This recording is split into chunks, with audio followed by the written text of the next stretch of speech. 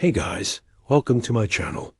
Today, we're going to be doing an exciting ancestry update. I've been uncovering my family tree for over a year now, and I've done quite a lot of videos covering that. The problem is that my knowledge about my family only goes back so far. It gets really difficult when you have ancestors who were born in the 1900s because they were alive when records started getting computerized.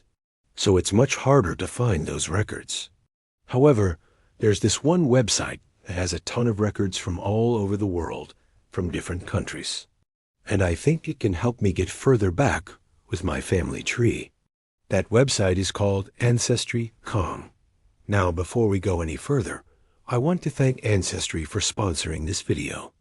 Now, let's get into the video. When I first got started with genealogy a few years ago, I had no idea where to start. But once I found my great-grandma's family on Ancestry.com, it made everything easier. Ancestry has billions of historical records from around the world, including vital records such as births, marriages and deaths, immigration, and military records, and even more. They really do have almost everything you could ever need. I was able to locate my great-grandma's death certificate, which gave me her parents' names and birthplaces, which then helped me find them on the 1920 census. I also discovered that one of my great-great-grandparents was actually adopted, and if I hadn't found that out through Ancestry, I would have never known. Ancestry has so many different records that it can be overwhelming at times, but they offer so much help when it comes to finding your roots. Finding your roots isn't always easy, and it can take a long time to find all of your relatives. But it's definitely worth it. Learning about where you come from and how you got here is very important, and I hope everyone watching will take the time to learn about their own family history. Alright, so like I said at the beginning of the video, my knowledge of my family only goes back so far. For some reason, I knew very little about my mom's side of the family. All I knew is that her mother was born in St. Louis, Missouri, and her father was born in San Antonio, Texas. So today, I'm gonna try to discover where else my mom's side of the family is from. Before we go further, I just want to say that I don't know if I'll be able to find anything substantial in this video, but I'm still excited to try. There are so many records on Ancestry that you can look through, and I want to see what I can find. So let's get into it. The first thing I did was go on to my Ancestry account and pull up my family tree.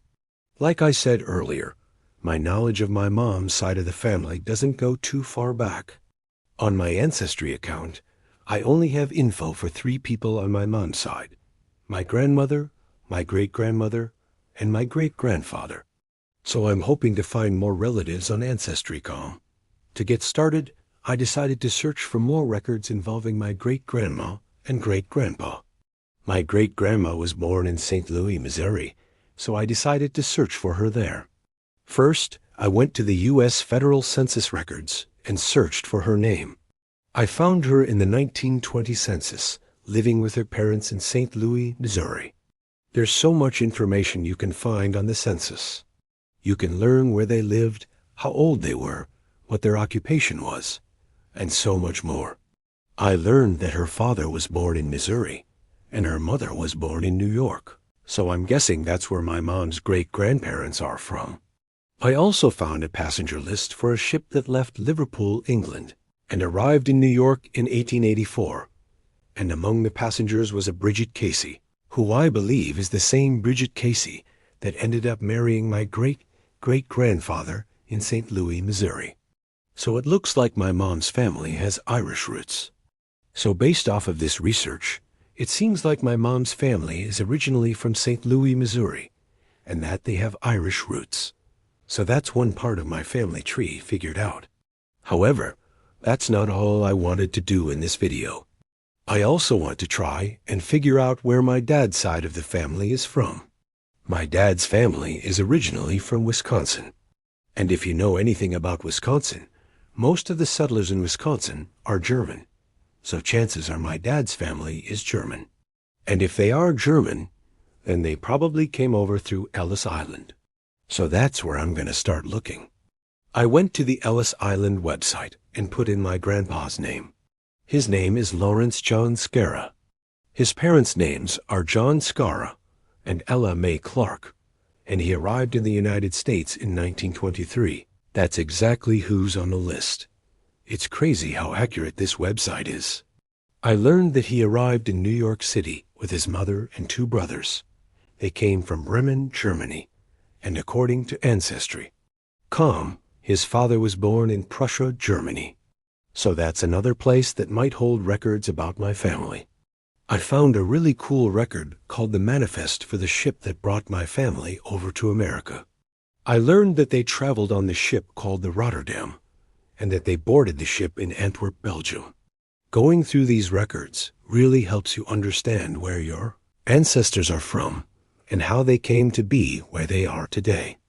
After searching through a lot of different records, it seems like my dad's family is originally from Antwerp, Belgium, and Bremen, Germany. And I think they moved to Wisconsin because that's where a lot of Germans settled. Now that I have a better understanding of where my family is from, I feel like I have a better understanding of myself. Learning about where you come from is so important. It really gives you a sense of identity. I feel like sometimes I didn't connect with other people because I didn't know where I came from. But now that I do know more about my family, I feel like I can connect with them a lot more, and I can understand where they be coming from. Ancestry has helped me understand who I am and where I come from. And I hope that everyone watching will take the time to learn more about their own family history. Have you ever wondered about your body's blueprint? What are you made of? Well, the instructions for building and maintaining a human being are stored in a molecule called DNA. And it's not just one molecule. You have billions of them bundled together in structures called chromosomes inside almost every cell in your body. The full set is 46, half from your mom and half from your dad. But while we've known for over a century that our traits are encoded in these molecules, it took until recently to decode what exactly makes us us. So let's talk about what I discovered when my own DNA was decoded. I'm the host, and this is my channel. One of the first things I learned about myself is that I carry genetic variants linked to an increased risk of heart disease. These variants make it so that my arteries are more likely to become clogged with plaque. And I also have a genetic variant linked to an increased risk of stroke. It turns out I have a genetic variant linked to an increased risk of breast cancer, ovarian cancer, and prostate cancer. There's another one that makes me more likely to get kidney stones. Another that affects how I metabolize caffeine. And yet another that affects how my body responds to certain medications like opioids. Okay, maybe you don't need me to tell you that having a genetic variant linked to an increased risk of something is bad news. But here's the thing. For most of these conditions, there's nothing I can do about it. That is unless I choose to adopt healthier behaviors. For example, thanks to my genetic makeup, I am predisposed to high cholesterol, which is a risk factor for heart disease. So it's in my best interest to eat fewer saturated fats and trans fats, exercise more, and maintain a healthy weight. It's still true that I have this genetic variant linked to an increased risk of heart disease. But if I take good care of myself, I can greatly reduce my risk of developing the disease. The same is true of the other conditions I mentioned. I can't change my genes, but I can change my environment and my behavior to minimize their negative effects. Now, before we go any further, I want to address the elephant in the room, or should I say the ancestro in the room, because we're talking about genetics here. So some of you might be wondering whether knowing all this information about me gives away information about my ancestry. Does learning that I have a genetic variant linked to an increased risk of heart disease mean that I am more likely to be of European descent, for example? The answer is no. That's because genetic variants associated with certain conditions aren't exclusive to certain populations. For example, people of Ashkenazi Jewish descent are known to have higher rates of Tay-Sachs disease, a rare genetic disorder that causes the brain to deteriorate. This doesn't mean that people outside the Ashkenazi Jewish population never get Tay-Sachs disease. It just means that the disease is more common among that group. In fact, it is estimated that about 1 in 3,000 Ashkenazi Jews worldwide have the disorder compared to 1 in 18,000 in the general population. Similarly, sickle cell anemia is more common in people of African descent. About 1 in 13 African Americans have the sickle cell trait, and about 1 in 15,000 have sickle cell disease. But sickle cell anemia isn't limited to people of African descent. People of Mediterranean descent, South Asian descent, and some Hispanic populations also have higher rates of sickle cell anemia than the general population. So why did I say that I can't change my genes? Well, at the moment, we can't change the genes that we inherit. But it turns out that we don't have to.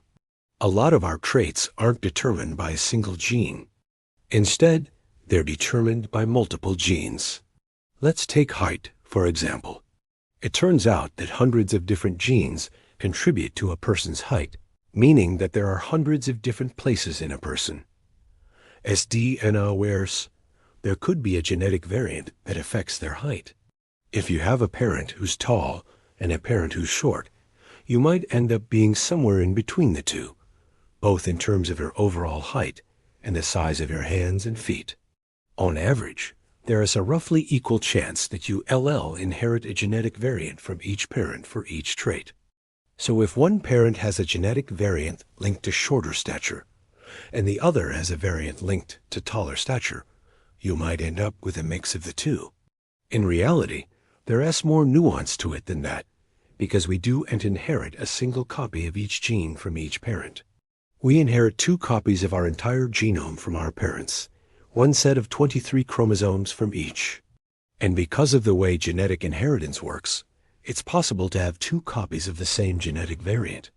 If both of your parents passed on a chromosome with a genetic variant linked to shorter stature, you'd probably end up being shorter than if you had 1 copy of that variant and 1 copy of a variant linked to taller stature.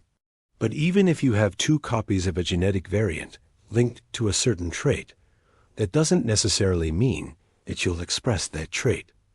Take Tay-Sachs disease as an example. As I mentioned earlier, some people inherit 2 copies of a genetic variant that causes Tay-Sachs disease. But if one of those copies is a non-disease-causing version of the gene, they won't develop the disease. They're known as carriers. Carriers typically don't show symptoms of the disease, but they can pass the disease-causing copy of the gene on to their children. The reason this happens is that our cells have ways of compensating for certain genetic variants. For example, many of our cells have 2 copies of each gene, 1 on each chromosome. So if 1 copy of a gene has a genetic variant that causes a non-functional protein, the other copy can compensate and produce enough of the functional protein for the cell. Okay, now back to my DNA story. When I learned that I had a genetic variant linked to an increased risk of breast, ovarian, and prostate cancer, I didn't panic. But I did start thinking about my family members. Would they also be at increased risk of cancer? Should they get tested too? That's when I found out that my mom had already gone through BRCA testing, and it turns out she also carries this genetic variant. She decided not to tell the rest of the family because she didn't think it was a big deal. But now I wasn't so sure. You see, cancer risk increases significantly for those with the genetic variant. Women who have the variant are estimated to have a 45 to 65% lifetime risk of developing breast cancer and a 17 to 29% risk of developing ovarian cancer. Men with the variant are estimated to have a 2 to 3-fold increased risk of developing breast and prostate cancer. So I told my dad, my brother, and my sister, and then I gave them resources so that they could make informed decisions about their own health going forward. Some chose to get tested, and others chose not to. Some were surprised, and others weren't. But I was glad that I was able to give them the information they needed to make the best choice for themselves. When it comes to genetic testing, it's important to remember that you don't have to share your results with anyone. It's your personal information. However, it can be life-changing for you and your family members. Now, not everyone will react the same way, but the choice is yours. As genetic testing becomes more accessible and more affordable, more and more people will be able to learn about their genetic variants. Knowing this information could save lives. So what are the chances that you have a genetic variant linked to a serious condition? Well, it depends on your family history and other factors. But thankfully, there are resources available to help you figure out your risk. There are organizations that offer free risk assessments based on your family history. All you have to do is fill out a questionnaire about your family tree. If you're concerned that you may have a genetic variant linked to an increased risk of cancer, you may want to speak to a genetic counselor. Genetic counselors are trained to help people understand and adapt to the medical, psychological, and familial implications of genetic contributions to disease. So what do you do after you find out that you have a genetic variant linked to a serious condition? Well, first of all, don't panic. Then reach out to your doctor. Depending on the condition, there may be steps you can take to reduce your risk. For example, if you find out that you have a genetic variant linked to an increased risk of heart disease, you can improve your diet and exercise habits. Or if you find out that you have a genetic variant linked to an increased risk of cancer, you can increase your screening. I'm actually really happy that I got my DNA decoded. I learned a lot about myself, and I was able to share that information with my family members so that they could learn more about themselves too.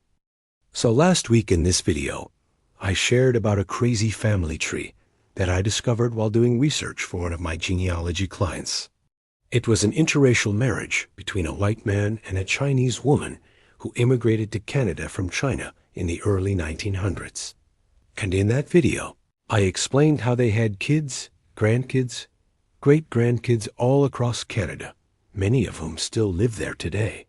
But what's really fascinating about this particular family tree is that after 3 or 4 generations, we get to this point where all of these branches start coming back together again, merging into smaller and smaller families. And so in today's video, I want to take it even a step further and talk about the ways that family trees like this can actually help us learn more about our ancestors.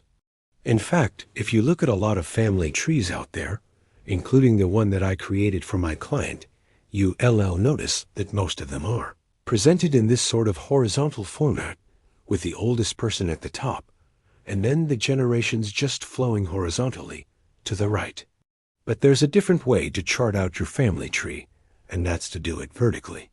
And by charting it out vertically, you can often see patterns and connections that you otherwise might not have noticed when you were just looking at it horizontally. So let's go back to the beginning and start at the top of this vertical family tree. We've got our immigrant couple, John and Sue, who came over to Canada from China around the turn of the 20th century. They lived primarily in Vancouver, British Columbia. And as we come down the tree, we see that they had a son when they were in their late 40s. His name was James. And then we also see that they had another son a few years later when they were well into their 50s, and his name was Frank. Now, something that might seem kind of random at first glance is the fact that these two brothers were born almost 20 years apart. And I think that this gap in ages has led to some of the confusion within the family as to whether or not these two brothers were actually related. In fact, when I first started talking to the family, some of them were under the impression that this must have been a different couple altogether. But of course, once we saw the evidence that showed that these two boys were indeed half-brothers, it helped to paint a clearer picture of their family history and immigration patterns. And here's what I mean. You see, when John and Sue arrived in Canada, they were both in their late 20s. But given the fact that they didn't have any children until they were in their late 40s, it tells me that perhaps they did not marry right away upon arriving in Canada. Instead, they may have spent several years establishing themselves in the community, learning English, saving up money, and then decided to start a family when they felt ready. It could also be possible that it took them a while to find each other. Maybe they came over separately and then met up later in Vancouver. Or maybe they were married back in China, and those records just haven't survived. We simply don't know. But one thing that I do know is that during this time period, it was extremely rare for people from China to immigrate to North America as families. In fact, most Chinese immigrants, especially men, came over as single individuals, worked for a few years, saved up some money, and then sent for their wives and children to join them later. So the fact that John and Sue were able to come over as a couple is actually quite unusual in and of itself. But now let us come back to this idea of a vertical family tree, because as we move down the tree, we begin to see some interesting patterns emerge. Let's start with James, the oldest son. He had 2 sons, Daniel and Robert. Daniel had 2 sons himself, but Robert had none. He was actually quite a bit older than his brother Daniel, and he died when he was only 38 years old. Now, when we compare this branch of the family to the other branch, which is Frank's line, we see that Frank also had 2 sons, but in reverse order. So Frank's youngest son, whose name was Richard, actually died when he was only 36 years old. And his oldest son, George, lived to the ripe age of 85. So why am I pointing this out? Well, as we continue to go down the tree, we begin to see that these 2 branches are starting to converge. And when we examine the family a little bit closer, we discover that they all lived fairly close to one another, and they began marrying into one another as families. So Daniel, the oldest child of James, married the sister of George, Frank's oldest son. And then Robert, the younger brother of Daniel, married the sister of Richard, Frank's youngest son. And so what we end up with is this beautiful convergence of 2 family lines. And all of this is really easy to see when we chart the family out vertically like this. And you know, I don't know if this is just me, but as I look at this pattern emerging, I feel like there's almost a sense of fate or destiny about it. I mean, there's something incredibly powerful about seeing these 2 family lines coming together like this. And it makes me wonder if there was some level of matchmaking going on here, whether it was orchestrated by the parents or whether it was just coincidence. Now, as we continue to move down the tree, we see that Daniel and his wife Helen had 2 daughters. The oldest daughter married her cousin, whose name was Walter, the son of Robert. And then Daniel and Helen's youngest daughter married the son of George and his wife Eleanor. So at this point, you can probably see where this is going. All of these families are so tightly intertwined and interconnected that it makes it really difficult to visualize without creating some sort of multi-generational family chart. And so, as we move down the tree, we see that this pattern continues. It's almost like there's this magnetic pull bringing all of these families back together. And honestly, it makes me wonder if the families knew that they were all connected in some way, whether they just saw it as good fortune or whether it was something more. You see, when we begin to look at family trees in this way, we can begin to uncover patterns and connections that we never would have noticed before.